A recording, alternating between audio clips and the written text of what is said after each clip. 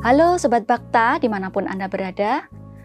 Beberapa waktu yang lalu, kita dihebohkan dengan viralnya video seorang ibu yang bernama Santi yang membawa poster bertuliskan, "Tolong, anakku butuh ganja medis," di sebuah acara Car Free Day di Bundaran Hotel Indonesia, Jakarta pada tanggal 26 Juni tahun 2022. Di dalam video itu, Bu Santi membentangkan poster sembari membawa putrinya, Pika, yang duduk di kursi roda yang mengidap penyakit cerebral palsy atau kelumpahan otak, di mana salah satu metode penyembuhannya membutuhkan media ganja sebagai obat. Dan aksi ibu ini menjadi sebuah simbol perjuangan untuk melegalkan ganja untuk keperluan medis. Lalu apa sebetulnya definisi dari ganja medis? Ganja medis ini memiliki perbedaan dengan ganja rekreasional ya, atau ganja yang biasa dipakai untuk narkoba. Ganja memang memiliki banyak jenis. Dikatakan sebagai ganja medis atau karena istilah medis ini mengacu pada suatu terapi yang sifatnya adalah terukur serta dosis tertentu. Di dalamnya terkandung cannabidinol atau disingkat dengan CBD, yang ini dapat menjadi obat bagi berbagai macam penyakit. Sedangkan ganja rekreasional mengandung tetrahidrocannabinol atau disingkat dengan THC. Kandungan tersebut yang menyebabkan seorang pengguna dapat mengalami sensasi high atau fly. Dan istilah untuk ganja medis ini adalah untuk cannabis sativa atau hemp. Sedangkan penyebutan untuk ganja rekreasional adalah cannabis indica atau marijuana. Ganja bisa digunakan untuk terapi atau obat karena di dalamnya mengandung beberapa komponen fitokimia yang aktif secara farmakologi. Ganja mengandung senyawa kanabinoid yang di dalamnya terdiri dari berbagai macam senyawa yang lain. Dan yang utama adalah senyawa tetrahidrocannabinol atau disingkat dengan THC yang memiliki sifat psikoaktif yang berarti bisa mempengaruhi psikis yang menyebabkan adanya ketergantungan serta efeknya adalah ke arah mental. Lalu senyawa lainnya adalah cannabidiol atau disingkat dengan CBD yang memiliki aktivitas farmakologi tetapi tidak bersifat psikoaktif, dan CBD ini memiliki sifat antiinflamasi, antiepilepsi, antipsikotik, dan mampu meredakan kegelisahan.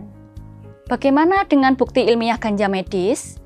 Sebuah studi yang terbit pada tahun 2021 menganalisis data dari 90 pengasuh anak-anak berusia di bawah 18 tahun yang menggunakan perawatan ganja medis di Swiss, dan di situ sekitar 66 partisipan melaporkan adanya perbaikan kondisi kesehatannya.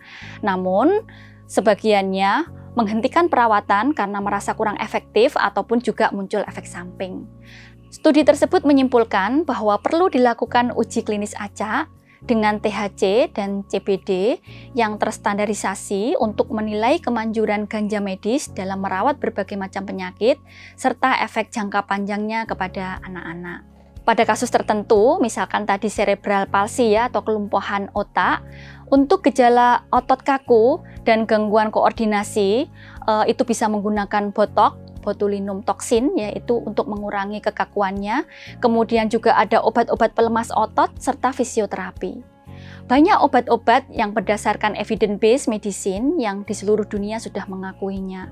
Justru yang cannabinoid oil inilah yang masih banyak negara belum setuju dengan penggunaannya. Kemudian beberapa waktu yang lalu Mahkamah Konstitusi telah memutuskan penolakan terhadap uji materi Undang-Undang Narkotika, yakni penggunaan ganja untuk kepentingan medis. Dengan alasan ganja saat ini masih dalam proses pengkajian di dalam penggunaannya untuk medis, sehingga masih dikategorikan di dalam golongan 1. Kemudian MK juga mendorong Kementerian Kesehatan untuk mengkaji lebih lanjut terkait dengan penggunaan ganja untuk medis. Sebagai penutup, saya ingin menyampaikan bahwa sebetulnya ganja memang bisa menjadi alternatif untuk kelumpuhan otak. Namun bukan menjadi pilihan pertama karena ada aspek lain yang harus dipertimbangkan. Dan jika kemudian sudah menjadi senyawa murni seperti cannabidiol, terukur dosisnya, lalu diawasi pengobatannya oleh dokter yang memang kompeten, saya rasa itu tidak menjadi masalah. Jadi tidak untuk melegalisasi tanaman ganjanya. Selain itu, persepsi masyarakat juga perlu diperhitungkan sebelum melegalkan ganja medis ini. Pasalnya, belum banyak masyarakat yang paham tentang perbedaan antara ganja medis dengan ganja rekreasional.